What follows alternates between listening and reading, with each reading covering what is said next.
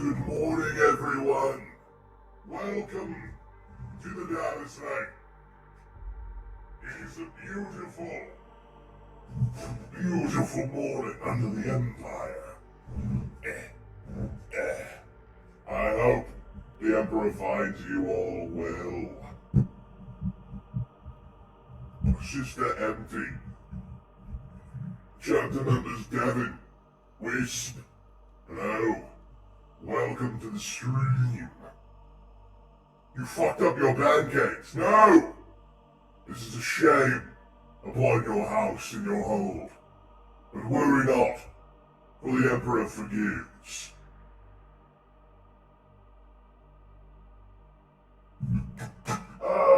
I dropped my thingy. No!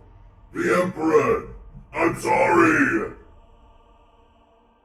The voice is not to frighten you, Wisp. No. This is simply what it sounds like when I am inside of my armor. Now, excuse me as I find where my little image is, as to make it look like I am a little guy upon the screen. The Emperor forgives, and the Emperor protects. Blessed be his name. Ah, there we go. Right. Well, as per the usual, it is a Friday morning, which means we are once again going to look into the Mournival and see what the story of Loken has in store for us once more. I believe we are actually further than that. We are quite far down the PDF file. Hold on. No, we read this one. Thank you, yes, a very on-time stream. We all recognize that.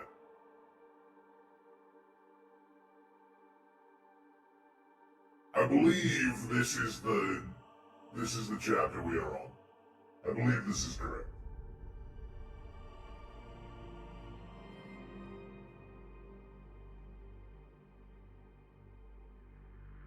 It's true. Eat food.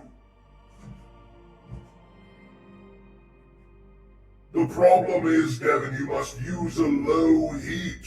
You must use a low heat when you make pancakes. That is the secret. And they must be watched. They always cook faster than you may wish. You did? I see. Without being present, I know not how you could have fucked up this simple breakfast plan. This bitch runs hot. Yes, it's true. Good memory. Yes, last chapter we apologized, or well, the War Master did, for us murdering a bunch of spiders on a planet that like an offshoot of humanity held. They are humans in most respects, if not slightly genetically mutated from living for hundreds and or thousands of years on a different world than other Terra-born humans. It doesn't matter. The War Master is trying to keep peace between ourselves and this splintered group of humanity. Now, without any further ado, we begin the reading. Part 3, Chapter 2, Envoys and Delegations, Zenobia, Hall of Devices. Abaddon was furious. Once the Interrex envoys had returned to their vessels, he withdrew to the others of the Mournival and vented his feelings. 6 months. 6 months warring on murder. How many great deeds. How many brothers lost. And now he apologizes, as if it was an error, a mistake. These Xenos-loving bastards even admit themselves the spiders were so dangerous they had to lock them away. It is a difficult situation, Logan said. It is an insult to the honor of our legion, and to the angels too. It takes a wise and strong man to know when to apologize, remarked Axamand. And only a fool appeases aliens, Abaddon snarled. What has this crusade taught us? That we're very good at killing things that disagree with us, suggested Dorgon. Abaddon glared at him. We know how brutal this cosmos is, how cruel. We must fight for our place in it. Name one species we have met that would not rejoice to see mankind vanish in the blink of an eye. None of them could answer that. Only a fool appeases aliens, or appeases those who seek such appeasement. Are you calling the War Master a fool? Logan asked. Abaddon hesitated. No, I'm not, of course. I serve at his will. We have one duty, Axamand said. As the Morival, we must speak with one mind when we advise him. Torgadon nodded. No, said Logan. That is not why he values us. We must tell him what we think, each of us, even if we disagree, and let him decide. That is our duty. Meetings with the various Interrex and envoys continued over a period of days. Sometimes the Interrex ships sent a mission to the Vengeful Spirit. Sometimes an Imperial embassy crossed to their command ship and was entertained in glittering chambers of silver and glass, where the aria filled the air. The envoys were hard to read. Their behavior often seemed superior or condescending, as if they regarded the Imperials as crude and unsophisticated. But still, clearly, they were fascinated. The legends of old Terra and the human bloodline had long been a central tenet of their myths and histories. However, disappointing the reality, they could not bear to break off contact with their treasured ancestral past. Eventually, a summit was proposed, whereby the War Master and his entourage would travel to the nearest Interrex outpost world and conduct more detailed negotiations with higher representatives than the envoys. The War Master took advice from all quarters, though Logan was sure he had already made up his mind.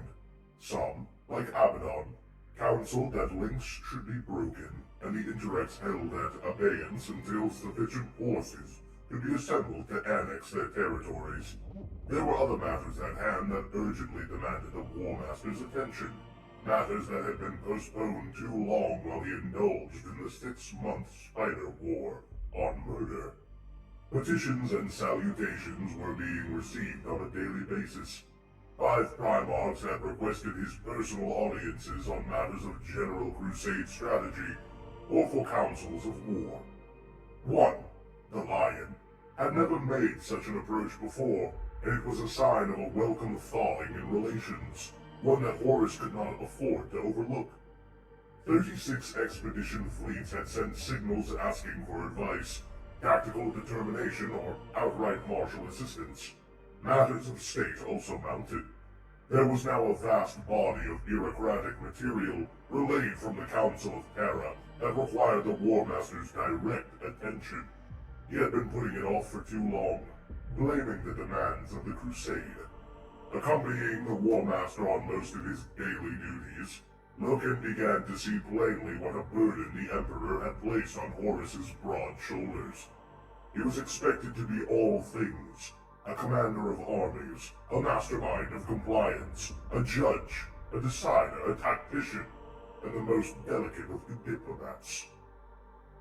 During the 6-month war, more ships had arrived at high anchor above Murder, gathering around the flagship like supplicants. The rest of the 63rd expedition had translated under Varvaris's charge, 6319 having at last been left in the lonely hands of poor Ragris. 14 vessels of the 88th expedition had also appeared under the command of Tragus Boniface of the Alpha Legion. Boniface claimed that they had come in response to the 140th's plight, and hoped to support the war action on Murder. but it rapidly emerged he hoped to use the opportunity to convince Horus to lend the 63rd strengths to a proposed offensive into Orc-held territory in the Kavas Belt. This was a scheme his Primarch Alfarius had long cherished and, like the line's advances, was a sign that Alfarius sought the approval and camaraderie of the new Warmaster. Horus studied the plans in private. The Kavas Belt offensive was a projected 5-year operation and required 10 times the manpower the Warmaster could currently muster. Alfarius is dreaming, he muttered, showing the scheme to Loken and Torgadon. I cannot commit myself to this. One of Alvarez's ships had brought with it a delegation of an executor, tributai administrators from Terra. This was perhaps the most galling of all the voices baying for the Warmaster's attention. On the instruction of Malkador, the Sigilite, the countersign of the Council of Terra, the executors had been sent through the spreading territories of the Imperium in a program of general dispersal that made the mass deployment of the Remembrancers look like a modest operation.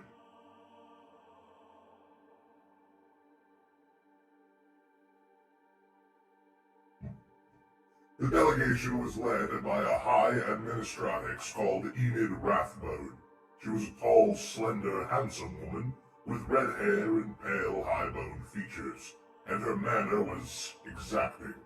The Council of Terra had decreed that all expedition and crusade forces, all primarchs, all commanders, and all governors of compliant world systems should be raising and collecting taxes from their subject planets in order to bolster the increasing fiscal demands of the expanding Imperium. All she insisted on talking about was the collection of tithes. One world cannot support and maintain such a gigantic undertaking single-handedly, she explained to the Warmaster in slightly over-shrill tones. Terra cannot shoulder this burden alone. We are masters of 1,000 worlds now. 1,000,000! The Imperium must begin to support itself. Many worlds are barely in compliance, lady, Horus said gently. They are recovering from the damage of war, rebuilding, reforming. Taxation is a blight they do not need. The Emperor has insisted this be so. Has he? Malkador the Sigilite, beloved by all, has impressed this upon me and all of my rank.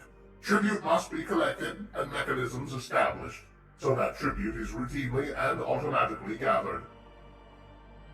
The world governors we have put in place will find this too thankless a task, Malagust said. They are still legitimizing their rule and authority. This is premature. The Emperor has insisted this be so, she repeated. That's the Emperor, beloved by all? Loken asked. His comment made Horus smile broadly. Rathbone stiffened. I'm not sure what you're implying, Captain, she said. This is my duty, and this is what I must do. When she had retired from the room with her staff, Horus sat back, alone amongst his inner circle. I have often thought that it might be the Eldar who unseat us. Though fading, they are the most ingenious creatures, and if any could overmaster mankind and break our Imperium apart, it would likely be them. At other times I have fancied that it would be the Greenskins. No end of numbers, no end of brute strength. But now, friends, I am certain that it will be our own tax collectors who will do us in. There was general laughter. Loken thought of the poem in his pocket. Most of Carcasi's output he handed on to Cinderman for appraisal. But in their last meeting, Carcasi had introduced something of the dog roll. Loken had read it. It had been a scurrilous and mordant stanza about tax collectors that even Loken could appreciate. He thought about bringing it out for the general amusement, but Horus's face darkened. I only half joke. Though the executors, the council places a burden on the fledgling worlds that is so great it might break us. It is too soon, too comprehensive, too stringent. Worlds will revolt, uprisings will occur. Tell a conquered man he has a new master and he'll shrug. Tell him his new master wants a fifth of his annual income, and he'll go and find his pitchfork.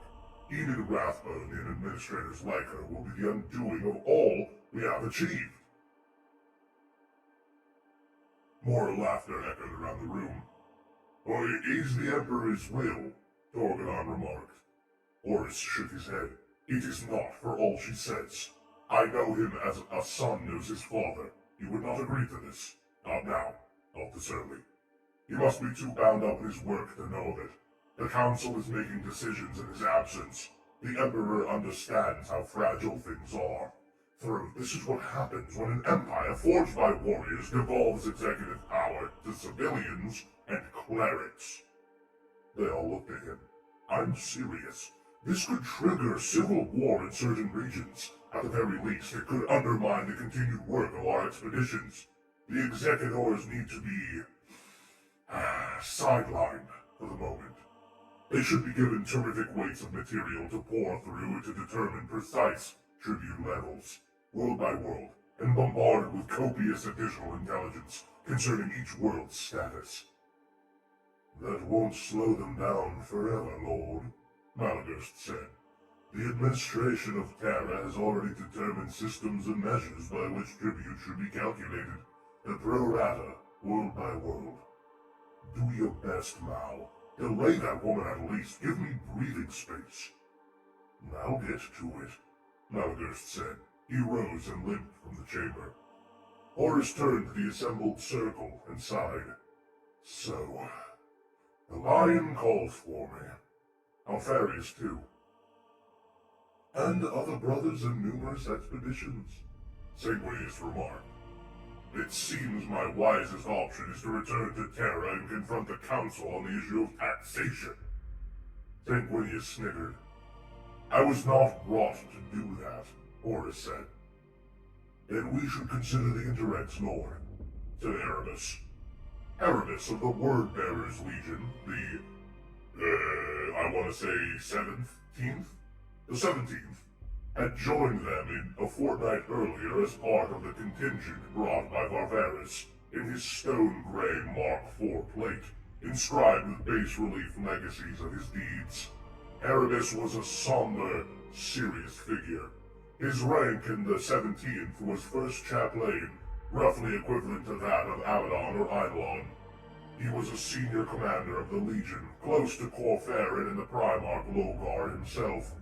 His quiet manner and soft, composed voice commanded instant respect from all who met him. But the Lunar Wolves had embraced him anyway.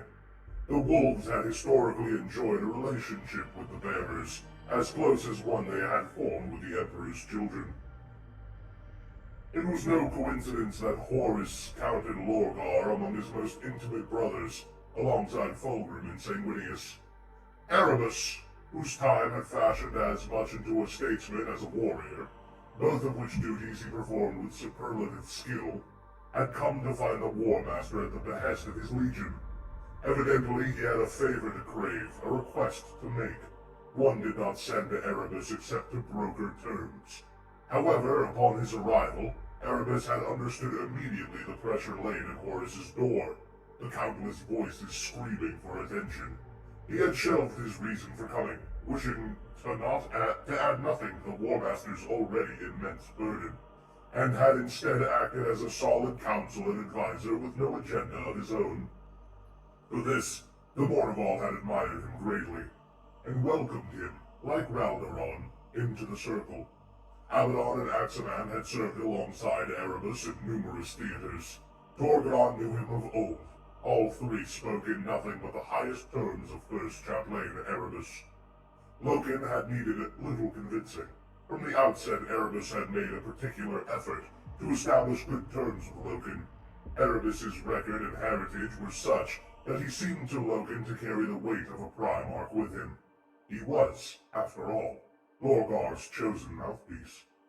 Erebus had dined with them, counseled with them, sat easy after hours and drank with them, and on occasions had entered the practice cages and sparred with them. In one afternoon he had bested Torgadon and Axaman in quick bouts, then tallied along with Saul Tarvitz before dumping him on the mat. Tarvitz and his comrade Lucius had been brought alongside at Torgadon's invitation. Logan had wanted to test his hand against Erebus, but Lucius had insisted he was next. The Mournival had grown to like Tarvitz, their impression of him favorably influenced by Torgadon's good opinions, but Lucius remained a separate entity. Too much like Lord Eidolon for them to warm to him, he always appeared plaintive and demanding, like a spoiled child. "You go then," Logan had waved, "if it matters so much."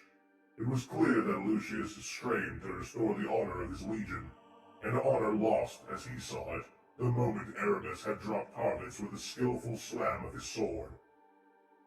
Drawing his blade, Lucius had entered the practice cage facing Erebus. The iron hemispheres closed around them. Lucius took a straddled stance, his broadsword held high and close. Erebus kept his own blade extended low. They circled. Both Astartes were stripped to the waist, the musculature of their upper bodies rippling. This was play, but a wrong move could maim, or kill. The bout lasted 16 minutes. That in itself would have made it one of the longest sparring sessions any of them had ever known. What made it more remarkable was the fact that in that time, there was no pause, no cessation. Erebus and Lucius flew at each other and rang blows off one another's blades at a rate of 3 or 4 a second. It was relentless, extraordinary, a dizzying blur of dancing bodies and gleaming swords that rang on and on, like a dream. Abaddon, Tarvitz, Torgadon, Loken, and Axeman closed around the cage in fascination, beginning to clap and yell in approval of the amazing skill on display. "You'll kill him!" Tarvitz gasped. "At that speed unprotected, you'll kill him!" "Who will?" asked Loken. "I don't know, Garvey, either one!" Tarvitz exclaimed. "Too much, too much!" Axeman cried. "Loken fights the winner!" Torgadon cried. "I don't think so," Loken rejoined. "I've seen winner and loser." Still they dueled on. Erebus' style was defensive, low, repeating and changing each parry like a mechanism.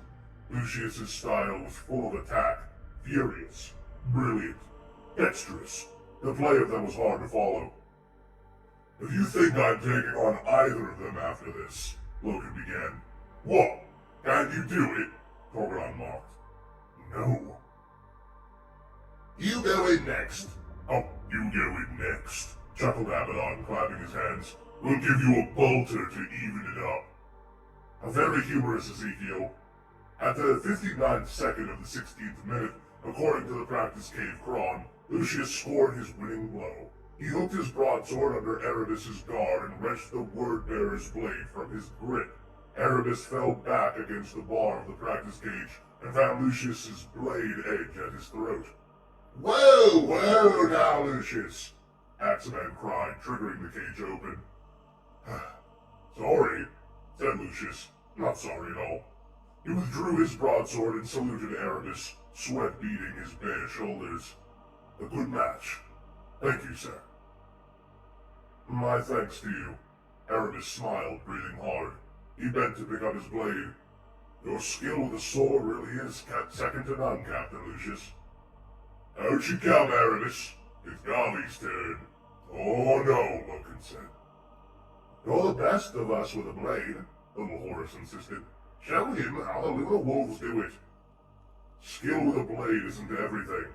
And get in there and stop shaming us," Axeman hissed. He looked over at Lucius, who was wiping his torso down with a cloth. "You ready for another, Lucius?" "Bring it on." "Oh, he's mad," Loken whispered. "Legion honor," Abaddon muttered back, pushing Loken forward. "That's right. Any way you want me. Show me how a Lunar Wolf fights, Loken. Show me how you win." "It's not just about the blade," Loken said. "However you want it," Lucius snorted. Erebus stood up at the corner of the platform and tossed his blade to Loken. "Sounds like it's your turn, Carviel," he said. Loken caught the sword and tested it through the air, back and forth. He stepped up into the cage and nodded. The hemispheres of bars closed around him and Lucius. Lucius spat and shook out his shoulder. He turned his sword and began to dance around Loken. "I am no swordsman," Loken said. "Then this will be over quickly. If we spar, it won't be just about the blade." Whatever, Lucius called, jumping back and forth. "Just get on and fight me." Loken sighed. "I've been watching you, of course. The attacking strokes. I can read you." "You wish." "Oh, I can read you. Come for me." Lucius lunged at Loken. Loken sidestepped the blade down and punched Lucius in the face. Lucius fell back on the mat, hard. Loken dropped Erebus' sword onto the mat. "I think I made my point. That's how a lunar wolf fights. Understand your foe and do whatever is necessary to bring him down." "Sorry, Lucius." Spitting blood, Lucius's response was incoherent. "I said we should consider the Interrex, sir," Erebus pressed. "We should, and my mind is made up. All these voices calling for my attention, pulling me this way and that. They can't disguise the fact that the Interrex is a significant new culture, occupying a significant region of space. They're human. We can't ignore them. We can't deny their existence. We must deal with them directly. Either they are friends, potential allies, or they are enemies. I cannot turn our attention elsewhere and expect them to stay put. If they are enemies, then they are against us, and they could pose a threat as great as the Greenskins. I will go to the summit and meet their leaders." Zenobia was a provincial capital on the marches of Interrex territory. The envoys had been guarded in revelations of the precise size and extent of the Interrex, with their cultural holdings evidently occupied in excess of 30 systems, with the hard world some 40 weeks from the advancing edge of Imperial influence. Zenobia, a gateway world and a sentinel station on the edge of Interrex space, was chosen to be the site of the summit. It was a place of considerable wonder, escorted from mass anchorage points in the orbits of the principal satellite. The War Master and his representatives were conducted to Zenobia Principis, a wealthy, regal city on the shores of a wide ammonia sea. The city was set into the slopes of a wide bay so that it shelved down the ramparts of the hills to sea level. The continental region behind it was sheathed in verdant rainforest, and this lush growth spilled down through the city too, so that the city structures, towers of pale gray stone and turrets of brass and silver, rose up out of the thick canopy like hilltop peaks. The vegetation was predominantly dark green, indeed so dark in color it seemed almost black in the frail, yellow daylight.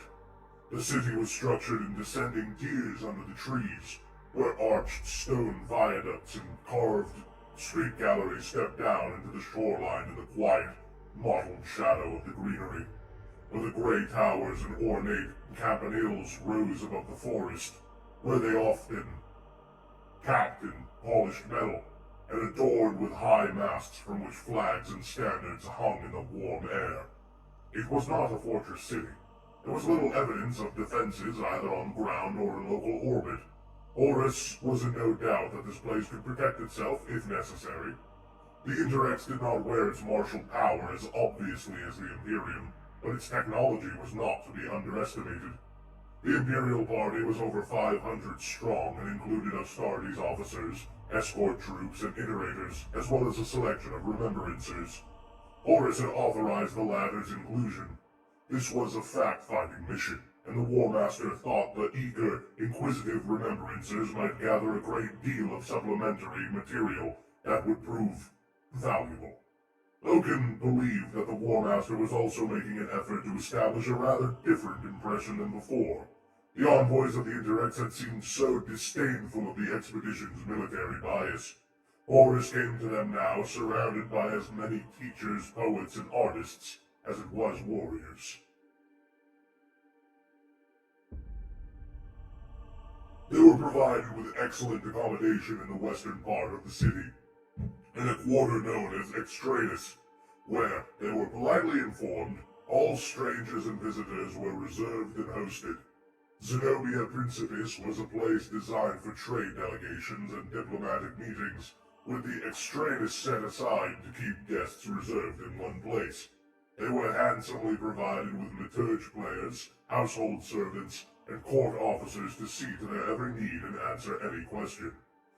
Under the guided escort of Abracari, the Imperials were allowed beyond the shaded compound of the Extranus to visit the city. In small groups they were shown the wonders of the place, halls of trade and industry, museums of art and music, archives and libraries.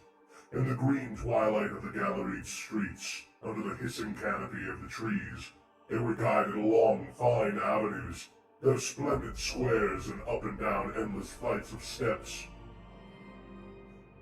The city was home to buildings of exquisite design, and it was clear the Interrex possessed great skill in both old crafts of stonemasonry and metalwork, and the newer crafts of technology. Pavements abounded with gorgeous statuary and tranquil water fountains, but also with modernist public sculptures of light and sonics. Ancient lancet window slits were equipped with glass panes, reactive to light and heat. Doors opened and closed via automatic body sensors. Interior light levels could be adjusted by the wave of a hand, everywhere the soft melody of the aria played.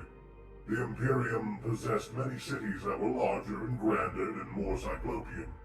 The superhives of Terra and the silver spires of Prospero both were stupendous monuments to cultural advancement that quite diminished Zenobia Principis. But the Interrex city was every bit as refined and sophisticated as any conurbation in Imperial space, and it was merely a border settlement.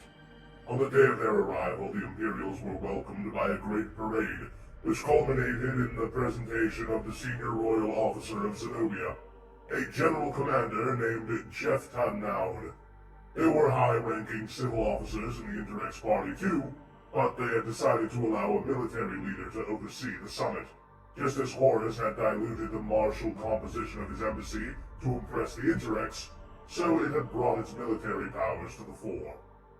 The parade was complex and colorful.